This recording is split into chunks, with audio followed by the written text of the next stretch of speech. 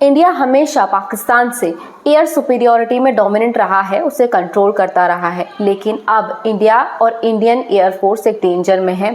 Pakistan China से उसके stealth capability वाले J-35 फाइटर एयरक्राफ्ट्स को एक्वायर करने वाला है। चाइना और पाकिस्तान की ये डील हुई है, जिसके चलते पाकिस्तान के पास में 5th जनरेशन फाइटर एयरक्राफ्ट्स आ जाएंगे और ये पाकिस्तान को एक डोमिनेंट एज देगा इंडिया पर, जिससे इंडिया को अब सावधान हो जाना चाहिए। J-35 फाइटर एयरक्राफ्ट्स ये 5th जनरेशन फाइटर एयरक्राफ्ट्स हैं अपनी स्टील्थ कैपेबिलिटी में।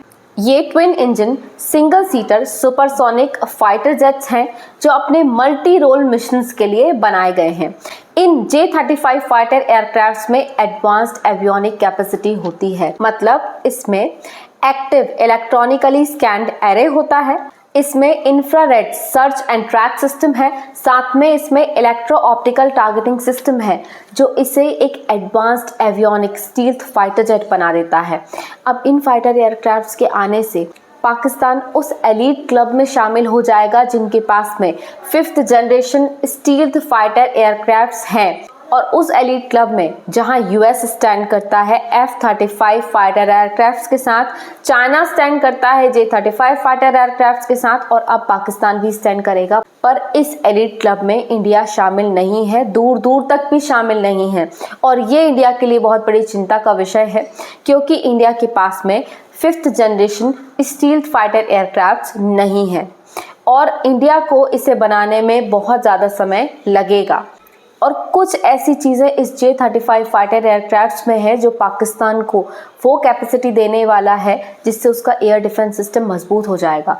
ये J-35 fighter aircrafts black box भी कहे जाते हैं क्योंकि इनमें डेटा की लैकिंग होती है। अब जो J-35 फाइटर एयरक्राफ्ट्स हैं उनके 2 वेरिएंट्स हैं, एक नेवी के लिए बना हुआ है और दूसरा है conventional ground based operate and export system.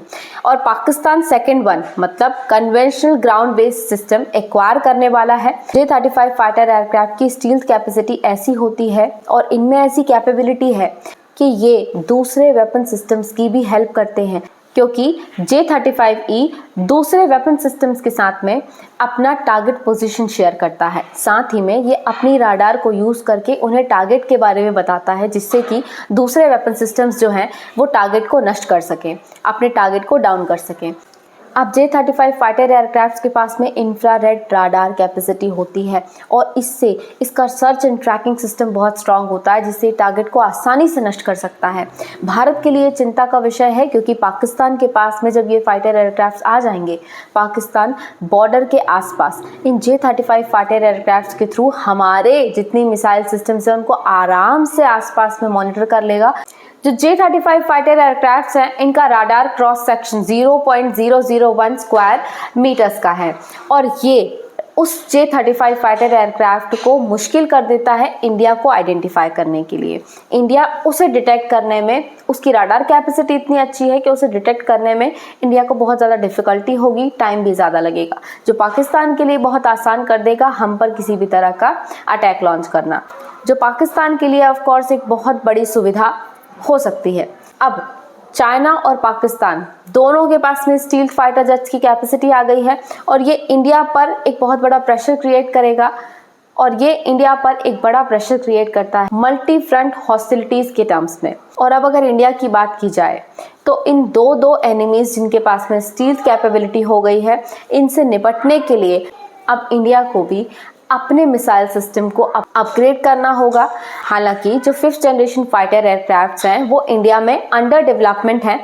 इसका एक एग्जीक्यूशन मॉडल भी AMCA मतलब advance medium combat aircraft programme के अंडर में क्लियर हो चुका है, बट ये 2035 तक ही बन पाएगा। मतलब इंडिया 2035 तक ये 5th generation fighter aircraft stealth capability में बना पाएगा, जो अभी अंडर डेवलपमेंट है और इसलिए हमें बहुत लंबा इंतजार करना है इन्हें एक्वायर करने के लिए। पर इंडिया के पास में दूसरी एयर सुपीरियॉरिटीज ऑफ कोर्स हैं, जैसे कि इंडिया ने राफेल को एक्वायर किया है, but India should take a step to improve its air superiority and again dominate Pakistan.